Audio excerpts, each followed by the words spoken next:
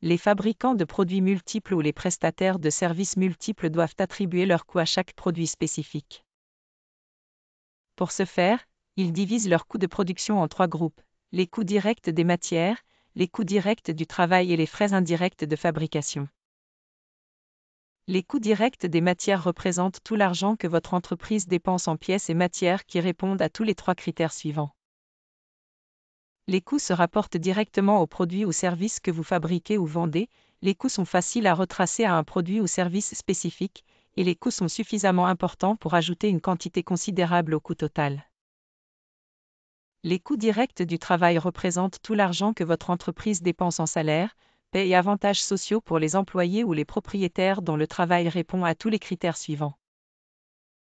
Le temps consacré à fabriquer un produit ou un service particulier doit être facile à calculer et le coût doit être suffisamment important pour ajouter une quantité considérable au coût total. Les frais indirects de fabrication sont tout l'argent que votre entreprise dépense en matière ou travail qui se rapporte à la fabrication des produits ou la fourniture des services, mais ne peuvent pas être considérés comme coûts directs du travail ou coûts directs des matières.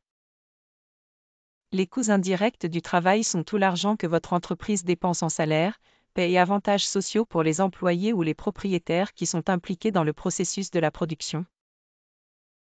Mais le temps qu'ils consacrent à la fabrication d'un produit ou un service particulier est difficile à calculer.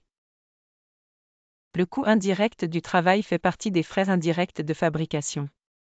Les fabricants de produits multiples et les prestataires de services multiples utilisent un formulaire de l'estimation des coûts du produit et suivent 5 étapes pour calculer le coût total de la fabrication et la vente de leurs produits ou services. Étape 1. Calculer le coût direct des matières par article. Étape 2. Calculer le coût direct du travail par article. Étape 3. Calculer les frais indirects de fabrication par article. Étape 4. Calculer les frais généraux par article. Étape 5. Additionner tous les coûts pour obtenir le coût total.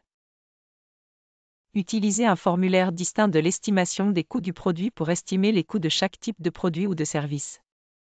Le calcul du coût total d'un produit ou d'un service est la première chose que vous devez faire avant de décider quel prix à facturer à vos clients.